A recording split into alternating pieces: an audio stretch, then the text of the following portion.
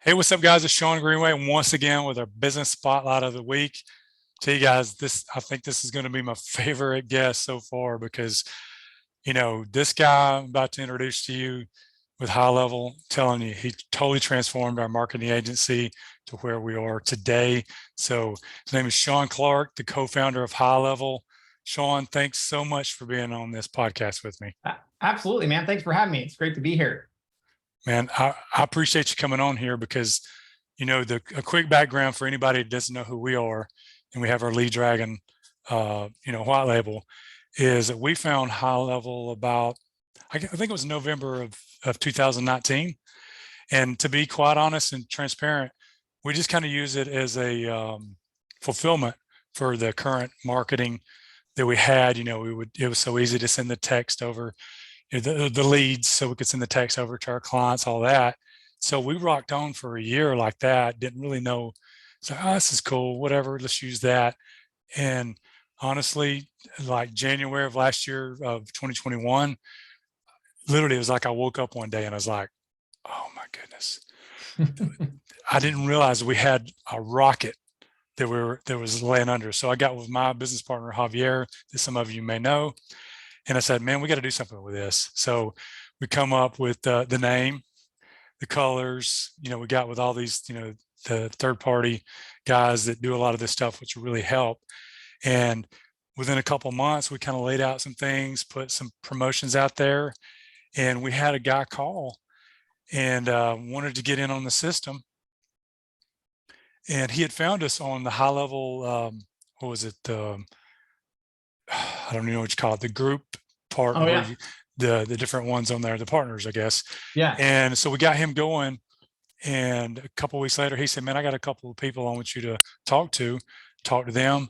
So long story short, a month later, we woke up and we had like 10 people signed up. I'm like, that's awesome. I was like, it's on, let's go. So I wanted to personally thank you. I'll get you on the podcast. Thank you for this amazing, amazing rocket, as I like to call it. Because if it wasn't for that, we would have been stuck in what we were before, the marketing agency, to where it was just fulfillment over and over. And based on me meeting you at the mastermind, me and you are a lot alike when it comes to being, I guess you can say, emotional about the clients. I wanted to make them too happy and over. So getting away from fulfillment to support, so much better. So going back to that main question, how did you guys come up with wanting to build that model for the agencies? Well, like everything that we've ever done, it was probably a combination of luck and just sort of stealing it from other people. So in our case, because I'm not very creative, so I just sort of really try to look for other people who are doing it a certain way and then just replicating that. But in our case, in this situation, it was a lot of luck. So essentially early on, my original co-founder and I built sort of High Level version 1.0. And, we were selling it to, I had a prior SaaS company and I'd had about 1,000 small business customers on that.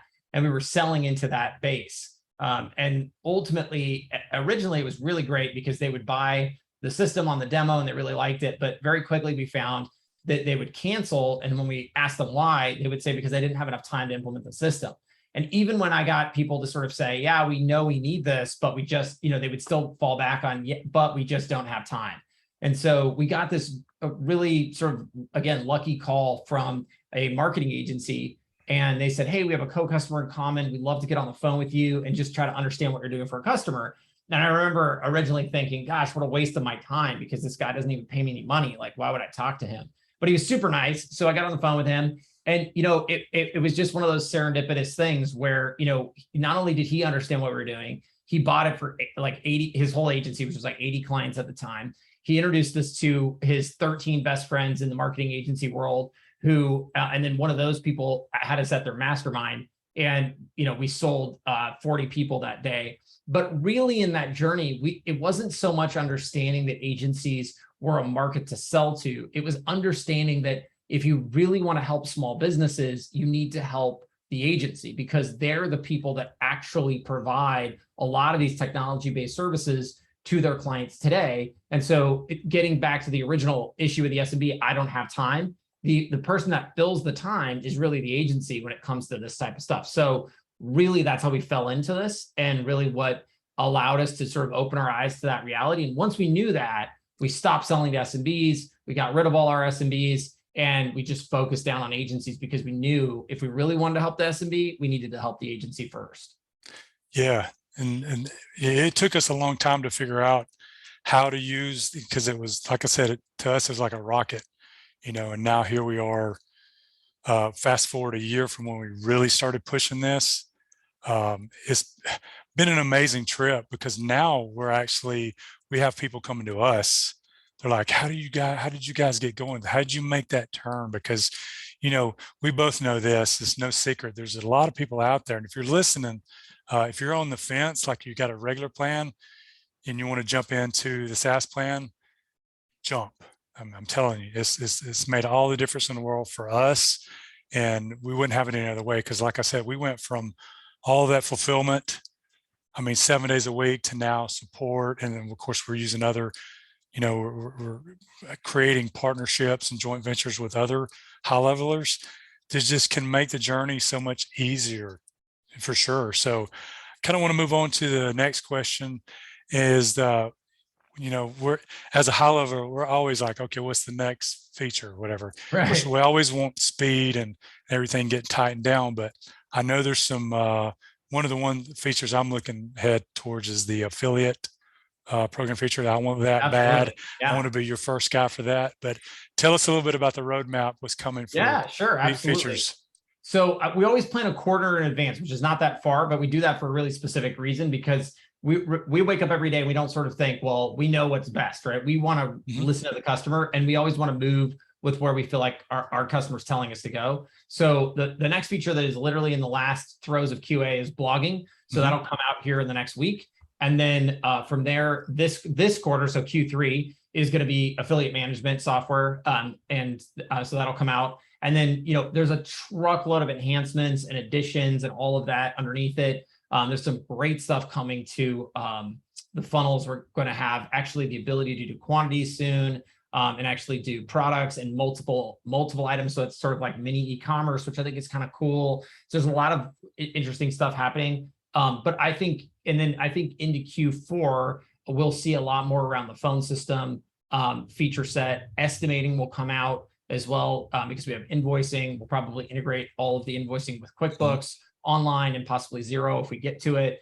So a lot of those things are kind of directionally where we're headed. We'll have like a Google and Outlook kind of two-way sync thing going on probably in Q4. So those are kind of roughly what the big roadmap items are, but a ton of enhancements and additions, to our existing product set. Okay, cool. Yeah, and you answered one of my next questions, was about the e-commerce, because I remember at the mastermind, I think Chase was talking about it specifically. There's going to be a lot of big steps for the e-commerce side, which we're excited about, because we've got Lead Dragon, of course, but we're looking at starting some other SaaSes in the feature. So having all these new features coming, it's going to allow, because I know there's probably a handful of other guys in high level that've got more than one SaaS, and we're going to be one of those guys too, because we've kind of got a niche with what we're doing. We still have different industries.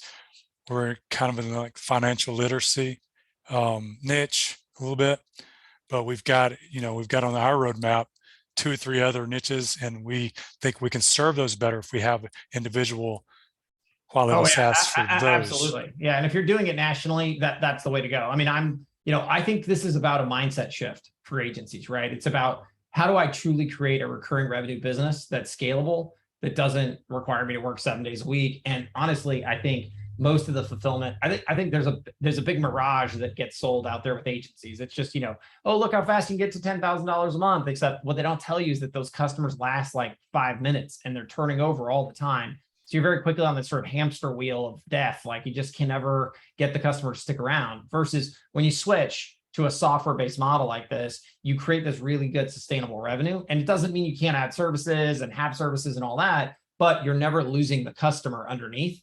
And I think that's a big part of it. And there's lots of ways to go about it, right? The way you guys are doing it, where you're focusing on a niche, I'm a big fan of local. Like if you were just getting started, I just walk out my front door. We see a lot of really positive ways to do it. A lot of, I can even show you big time SaaS companies that are now worth hundreds of millions or billions that started out by walking around, a town. So I think it's just about, as an agency, realizing like, oh, I'm actually here to do more than just sell services. I'm also here to sell technology, and I need to bring that entire turnkey system to my customer, because that's truly what's going to help them be successful. Absolutely. And one of the things you just said, it made me think about it, is like, even though we're like a full year strong doing the white label, we've learned so much stuff in that 1 year, because we have people come to us and like, hey, tell us the secret, if you will, to you get your first 100, users, whatever. Well, there's no secret. There's, like you said, get some flyers, hit the road. We've done it all. Start an affiliate program.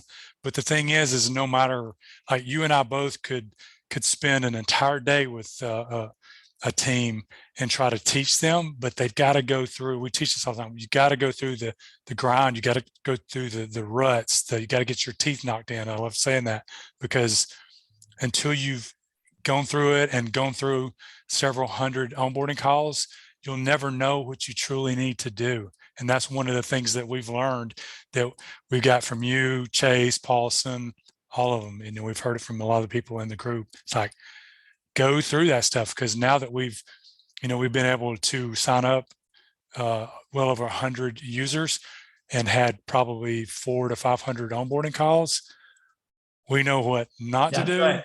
And what to do now. So, well, I would say classically, everything, the biggest mistake I see over and over again, and this is that mindset shift.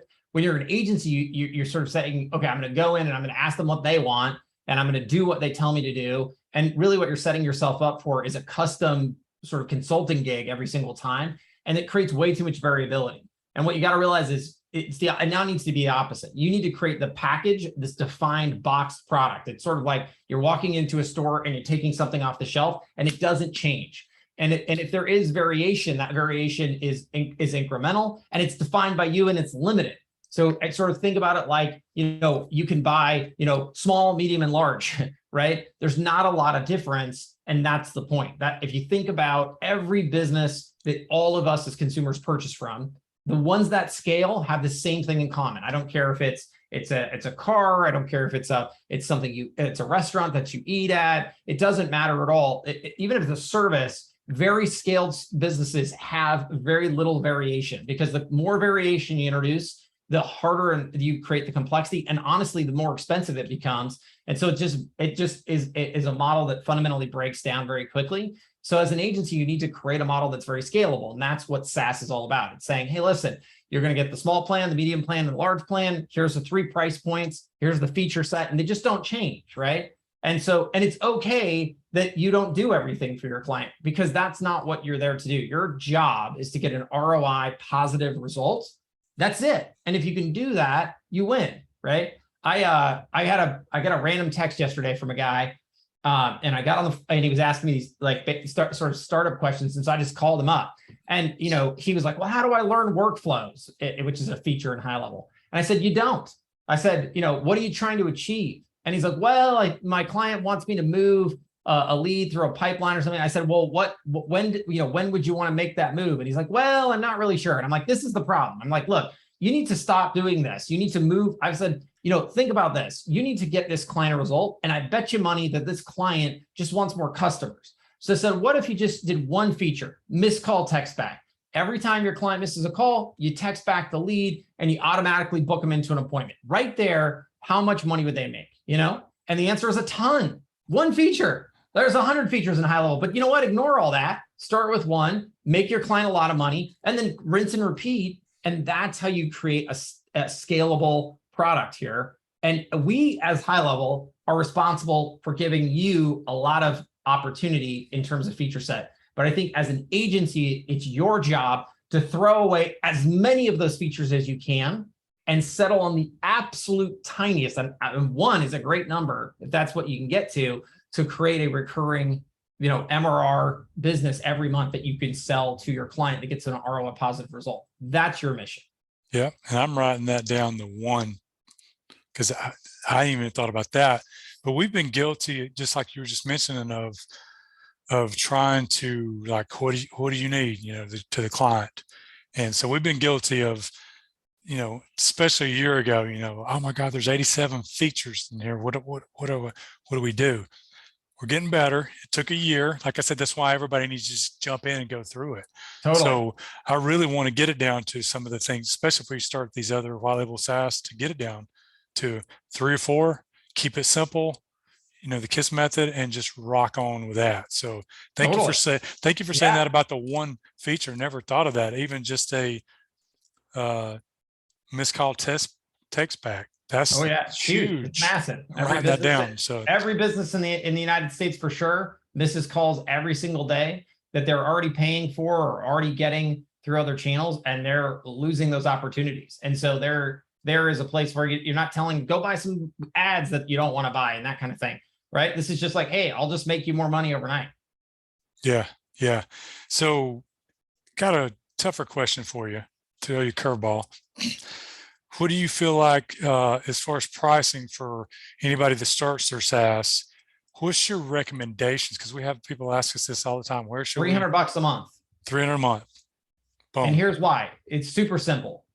Price to value. So create enough. That missed call text back example is perfect. I always use that. I'm like, hey, listen, you get a plumber, one extra job this month. Is that worth $300 to them? And the answer is yes, absolutely. And I would say that flies for almost any business. Lawyer, doctor, dentist, whatever, right? And even if you work with a florist, one flower order is not going to be worth it, but I guarantee you they're already missing enough calls that you could actually hit that mark very easily. And so, and the other part of this, and this is sort of the unforeseen challenge of SaaS, is like the biggest challenge of SaaS is always going to be doing a great job on support. So here's what you want. You want a price point that represents when someone calls you and says, help, I need, I want support, that you're not like looking at that phone call or that chat or that email thinking, God, I just do not want to deal with you, right? Or, man, this sucks. I don't have enough money to hire someone to eventually handle this issue, right? And so I think the $300 price point is a great representation of that. And I can show you 10 other SaaS companies in the SMB space that are very big, very scaled, doing well, having low churn rates, and they are all at that price point. So and it's also a good means test. I mean, you don't want people who can't see the value in paying that for the features that you can provide. And not just the features, and I think this is really important, for solving the problem that you can solve, which is getting them more business, right? Because as an agency, you're going to have to think about features. But from your customer perspective, this is the biggest point.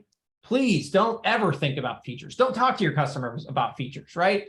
It's sort of like, you go into the doctor and they just say, hey, what's your problem? How, what ails you? And then they prescribe a solution.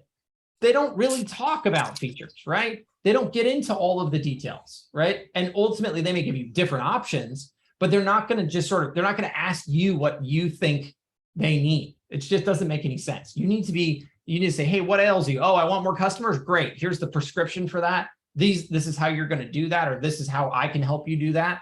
But don't get into the features, because that's a nightmare. I 100% agree. We messed up that big time in the beginning. I always go back to, the saying, you got to pay attention. We've seen that, like what you were just describing. When we first started Lead Dragon, we're like, okay, the first few we're going to charge, a very low amount. And then over time, once we got to the 300, like you're talking about, like we have was one of our main offers, those stick around. The ones that's odd that was, well, I'll just tell you that we had at 97, they're gone. Yeah. So churn rates on 97 are much higher. Even for us, they're much higher, because those are just generally going to be people who aren't established, aren't going to make it, aren't serious about it, whatever their situation, right? And honestly, on your side, there's not a lot of motivation to help those people, because you're like, your commitment to me is low, my commitment to you is low, and this is just not going to work out. Versus people who can imagine paying $300 because on their side they're going to get $30,000 out of that investment, right? They're pumped to do that, they're excited to do that, and they're paying attention, right? And so are you, and it creates a much better start to the relationship. Yeah, I love that. When you just said that about when you see that call, it's got to be worth it. Like one of the things that's got us to this level, Shawn, is our customer service and our, I call it world-class support. We got Yeah. it. You know, we've got it. We've got a third-party team that helps us with that. And I truly think that we wouldn't have got here today if it wasn't about the support, because the onboarding support, that's like when somebody asks me what's the main thing, that's the main thing. Because like I you mean, said, even on our side, outside of engineering, it's our biggest investment. perfect, man. Perfect. So I got the last question for you here. So just talk a few minutes on third-party providers, like people within the high-level community that offer certain things, and we use them ourselves. Yeah, for Like sure. this brand here that we come up with, to be able to scan it from support. Talk a little bit about third-party providers, and obviously you guys love them, right? Because it just helps the community. Huge. Oh my gosh. Yeah, absolutely. I mean, we wouldn't be here without them. So, the way we sort of think about it is, we're on a journey together with not just our customers, right? But also these third-party providers. So we sort of have a box that we sort of say, all right, listen, we're going to kind of provide everything in this box. But we also know that that's not everything that needs to be provided, right? And what we love, and this is like so important to us. So on the customer side, because we're white label, because we're, that's really the direction we go. On the sales side, we get this just insane amount of creativity, right? And knowledge and experience and all of that comes from customers being out in the world, having all these rich life experiences. So they can take this sort of base layer and extend it out and do these amazing things on the sales side, right? And that's fantastic. But the cool thing is it works the other way too. So all these other people who have this rich experience providing things that will help that same customer base, they're also able to take their creativity and come in. And we love those people. We support them. We promote the heck out of them every way we can. And we do that for a really specific reason, because we sort of think like, if there's a person over here who's out there making a sale who is really good at everything, but let's say they need support. Well, gosh, if there's a person in the world who can do that for them, we want to connect them, right? And we don't make any money in the middle. So we're not charging vendors a fee or anything like that. What we do ask is that people have quality offerings. We do ask that people do a little bit of legwork, like get a couple of customers first, because one thing I always say is like, people say like, oh, I've got this great blah, blah, blah. I want to show it off. And I say, awesome. Do you have any customers yet? Because if you don't, you need to go find one somehow, because if you don't show up with a high level customer on the phone, on the Zoom call, it's it's sort of a very hard, because it's very pitchy, right? It's like, hi, I'm here to sell you something. And that's probably okay. But it's better if it's like, and I've brought along my friend Jenny, and Jenny is a high level customer like you. It just sort of makes the connection a little easier. But anyways, we love third party folks, be it on the API side, doing like actual dev, on the services side. It doesn't matter to us. Like if we feel like it can help an agency do better as they grow and scale, we're all about promoting third parties. Yeah, we love it ourselves. I mean, we've got multiple collaborations with different high-level users to do all that. Yeah. It's amazing, because you can't, as they say, you can't build an empire as one person, right? It's got to no, absolutely not. Have multiple, because we've even got into it ourselves. We can help people get off that fence, if you will. They got the regular high-level plan, and they want to get to the SaaS plan. We kind of give them that push. So anybody that comes to us, we just kind of push them like, just jump. Do it. Yeah. Here's the reasons why. So to respect your time, I got one more for you. Another curveball. Absolutely. What is what book are you currently reading? I loved asking that question. None. What was the last book? Let's see. The Psychology of Money. Psychology of Money. I like that. And I really enjoyed it. I got it. These days I don't read as much as I would like to, but I got this as a gift, and I just picked it up and I couldn't put it down. It was really cool, and I think it just had some very, very common sense approaches to how to manage investing and manage your money in general. Mm-hmm. I really liked it a lot, and it was also kind of funny at the same time. So yeah, but yeah, in general, I would say I spent a lot of time, kind of nose to the grindstone. But I do read a lot outside of the book realm. And I do think one thing I would say is pattern recognition here is incredibly important. So, going all the way back to your first question of like how we started our business, I looked for people when we sort of said, oh, well, let's serve agencies because we realized they're the best people to help SMBs. I knew that was the right answer, but I'm also like, well, wait a second. Is there anybody else who does anything close to this? And what's great is I was able to find other people that had used similar models, and not necessarily with agencies. I found people who had worked with like managed service providers, people in the IT space, doing precisely the same thing. Now, they didn't white label theirs and that kind of thing, but what they did do is they were able to then use that model successfully to grow a company. So it gave me some perspective. And so pattern recognition is incredibly important. And oftentimes, a lot of innovative ideas are already out there in some other place, and you can literally just copy and paste them into what you're doing. And I think I really, I'm a huge fan. I listen to a SaaS podcast by a guy named Nathan Latka, and I love that podcast because it's all about just looking for those patterns that are being successful and the ones that are not. Depending on your approach to things. So I think information like that is incredibly important, even if you don't get it from a book. Absolutely. I listen to a lot of audibles myself because, I just don't have the time to sit and read a physical book. I wish I did, but yeah, I call a lot of that too, situational awareness, being aware of, like you said, make sure you're listening or looking at the industry you're in, but even some of them outside of that. So we love that. And we continue to grow with that. But Shaun, I want to thank you again so much for being on the show. Man. I appreciate you. And I'll probably have you on again.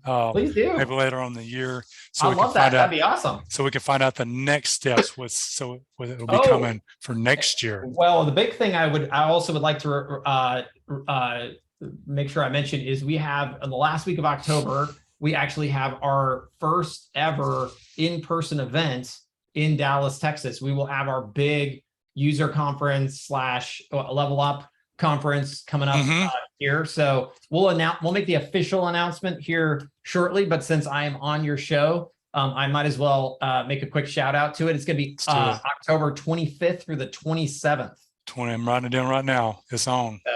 So we'll definitely, it'll be in Dallas. It'll be at the Statler Hotel, and we'll make a big official announcement soon enough, but might as well get the word out so people can start planning now.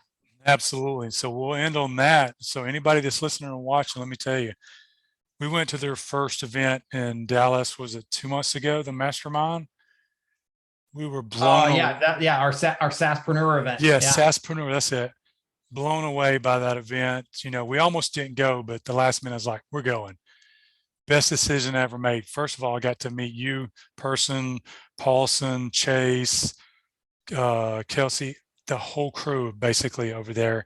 And we come back with so much knowledge and just the camaraderie, and then the people in the room. Like, we've actually collaborated now with a couple of people because of that. So anybody that's watching or listening to this, and once they announce it, I've got it written down here, you better get the tickets. So you, is this going to be? This event will be much, much bigger. So we're going to have some insanely famous and popular speakers that you may have heard of, and you'll get some details on that soon. And I mean, it's just going to be a multi-day event, and it's going to be, really a celebration, not of us, but of our industry and of marketing as a profession. And I think something where it's really about bringing what we love to do is really just create community and bring people together who have phenomenal ideas. We'll obviously talk about our features and all that like we love to do, but we'll definitely bring the heat when it comes to some just amazing speakers that I think people will be very blown away, and a lot of opportunity to meet people in your industry. Oh yeah, I would have to say, of course, we love high level, but being able to meet people that are high levelers to where you can have those conversations, and you realize, because we've had our nose down to the grindstone for a year, and we finally lifted our heads up to go to Dallas, and we realized in conversation, God, these people are going through the same things we are. So it's just easier then to figure things out. So, if nothing else, guys, you go to that conference where you can meet all the other high levels there. I mean, we'll end on that, is that, you gotta pay attention. And that is so huge in this industry. So Shawn, thank you again for being on. Yeah, man. Thanks again for having me. Yep. And let's do this again sometime. And crew, until next time, as always, go kill it, guys, and we'll see you soon.